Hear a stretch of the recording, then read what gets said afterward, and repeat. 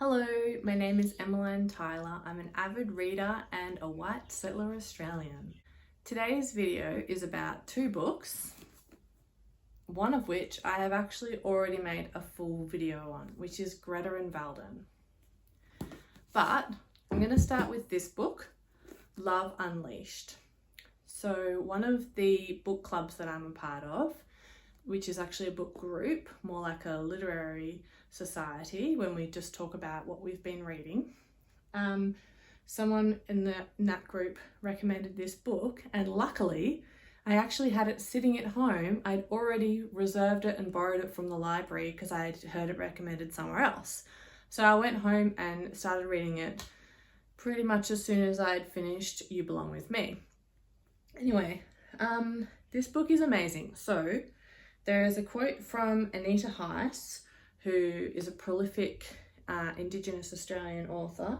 The rom-com the Australian literary landscape has been waiting for.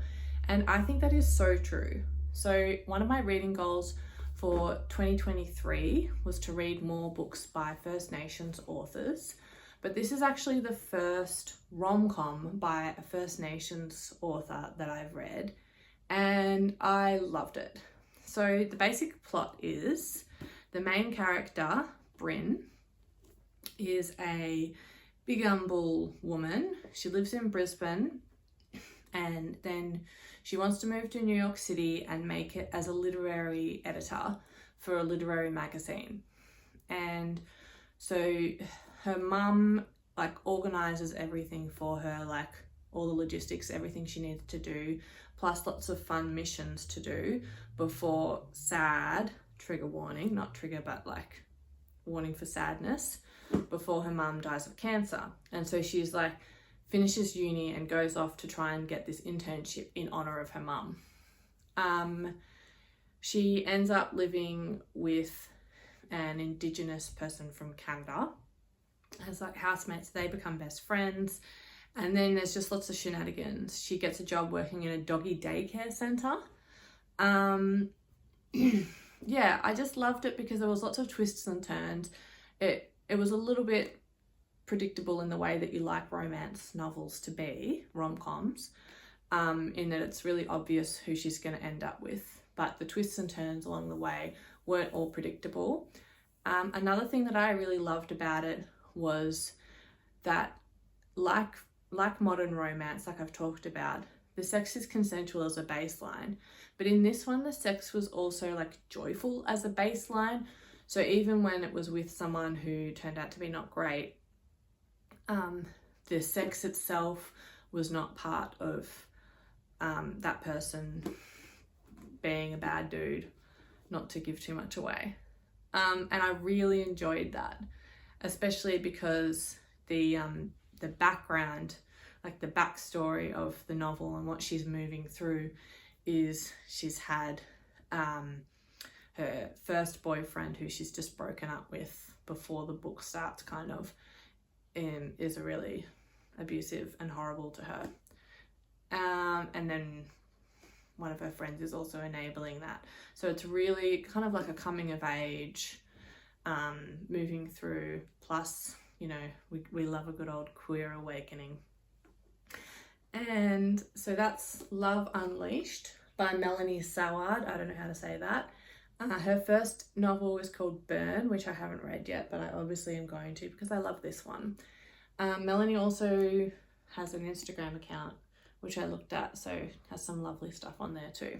The second book I'm going to talk about, which as I said I've already talked about, is Greta and Valdin by Rebecca K. Reilly. So I have read this book previously and I reread it recently and I just loved it so much that I needed to keep talking about it. And the relationship that these two books have is, even though this one is commercial fiction and this one is literary fiction, they are both written by First Nations authors. So Rebecca K. Reilly is Maori, and they are both queer, and they are both about queer Indigenous joy, basically. They're not trauma stories.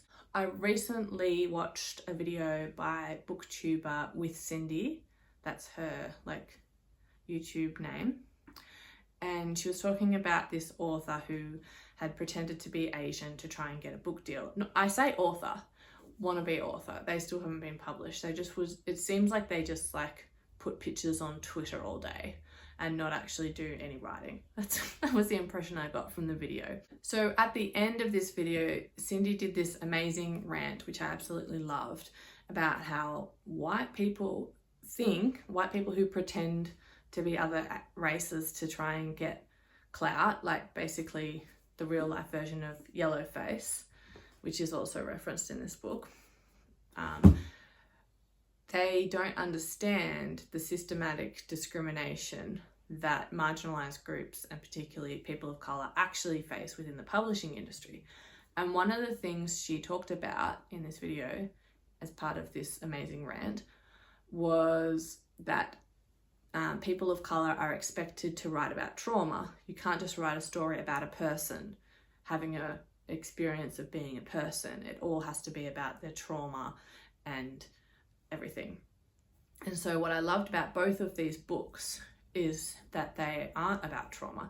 They include like microaggressions and experiences of discrimination, and they're not a fantasy, kind of like Schitt's Creek was deliberately developed to be a place free from homophobia. They're not like that. They're in the real world, but they're not about trauma. They're not about issues. They're just like, this is just part of my existence as a person, and queerness is normalized, and being Indigenous is normalized, and just in general being part of marginalized groups.